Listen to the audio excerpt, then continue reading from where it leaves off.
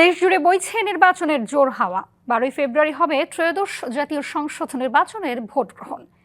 এ নিয়ে কি ভাবছেন সাধারণ মানুষ থেকে শুরু করে আগামীর জনপ্রতিনিধিরা? সে কথা জানাতে ডিবিসি নিউজের ইলেকশন এক্সপ্রেস ছুটে যাচ্ছে সব সংসদীয় আসনে। এখন রয়েছে সংসদীয় আসন 272 নোয়াখালী 5-এ।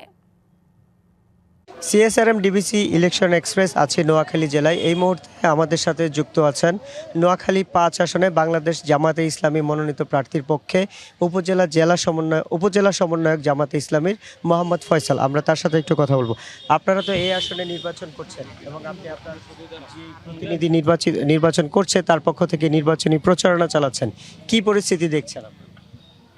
আলহামদুলিল্লাহ, আমরা সর্বোচ্চ সাড়া পাচ্ছি এবং আমাদের যিনি প্রার্থী তিনি অধ্যক্ষ বেলায়েত হোসেন, তিনি উপজেলা জামাতের আমির। দীর্ঘ 25 বছর পর্যন্ত তিনি এলাকায় ছাত্র রাজনীতি করেছেন। তিনি শিবিরের জেলা সভাপতি ছিলেন, সেখান থেকে জামাত ইসলামীতে আসেন, উপজেলা সেক্রেটারি, এরপরে উপজেলা আমির, জেলা সুরার সদস্য। আমরা একজন যোগ্য প্রার্থী পেয়েছি। আমরা আশাবাদী, মানুষ থেকে যে সাড়া পেয়েছি, আমরা আশাবাদী দাঁড়িপাল্লার প্রতীক বিজয় লাভ করবে। এই এলাকার মানুষ দীর্ঘ 17 বছর তারা ভোট দিতে পারে নাই, তাদের ভিতরে সাফা একটা কষ্ট ছিল, ক্ষোভ ছিল। আমরা সবাইকে আশ্বস্ত করেছি ভোটের দিন সবাই নিরাপদে কেন্দ্রে যাবেন, ভোট দিবেন। এবং আমাদের যে মহিলা ভোটার মা বোনদের, আমি সকাল থেকে অনেকগুলি মহিলা সমন্বয় সভায় গিয়েছি, সেখানেও উপচে পড়া ভিড় এবং শত শত মহিলারা এসেছে, তারা জামাতকে আগামীতে সংসদে দেখতে চায়। এই যে আপনারা ভোটাররা যাচ্ছেন, আপনাদেরকে আসলে ভোটাররা কি বলে, কোন বিষয়টা বেশি বলে? ভোটাররা আমাদেরকে বলে বিগত ফ্যাসিবাদী আমলে কেন্দ্রে যাওয়ার সময় বাধা দিত এবং বিভিন্ন জায়গায় আওয়াজ, তারা ককটেল বিস্ফোরণ করত। এখন কোনো সেটা হবে কিনা, তারা নিরাপদ পরিবেশ পাবে কিনা, এই বিষয়টা নিয়ে ভোটাররা আশঙ্কায় থাকে। কোন শ্রেণী পেশার এবং কোন বয়সের মানুষ বেশি ভোটার আপনাদের বেশি সাড়া দিচ্ছে?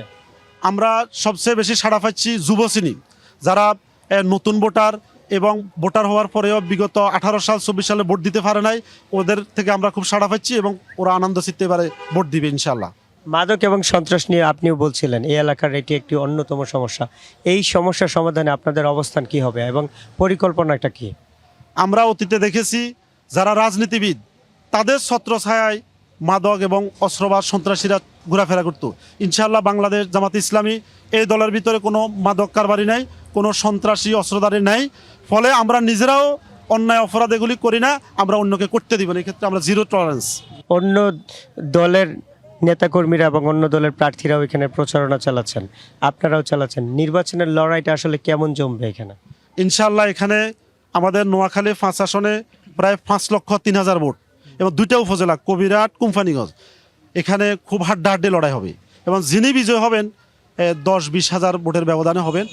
এখন জামাত ইসলামী একটা ভালো অবস্থানে আছেন এখানে ইনশাআল্লাহ। যদি অন্য প্রার্থী বিজয়ী হয়, আপনারা বিজয়ী হতে না পারেন, তাহলে মানুষের জন্য কিভাবে কাজ করবেন?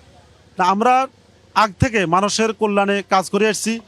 প্রত্যেক রমজানে আমরা হাজার হাজার মানুষকে সেমাই চিনি দিছি এবং কোরবানি আসলে আমরা এই কোম্পানিগঞ্জে প্রায় শতাধিক গরু কোরবানি করে দরিদ্রদের মাঝে দিয়েছি। আমরা আমাদের যে সামাজিক কার্যক্রম এটা আমরা অব্যাহত রাখবো। নির্বাচিত হই আর না হই আমাদের কিছু আসে যায় না, আমরা সামাজিক কার্যক্রম সর্বস্ত অব্যাহত রাখবো। আমাদের সাথে যুক্ত হওয়ার জন্য আপনাকে অসংখ্য ধন্যবাদ। সিএসআরএম ডিবিসি ইলেকশন এক্সপ্রেস আজ আরও কিছুক্ষণ থাকবো এই জেলা এবং পরবর্তী সংবাদে নতুন কোনো প্রার্থী নিয়ে আপনাদের সামনে আবারও হাজির হব। ততক্ষণ আমাদের সাথে থাকুন, ভালো থাকুন।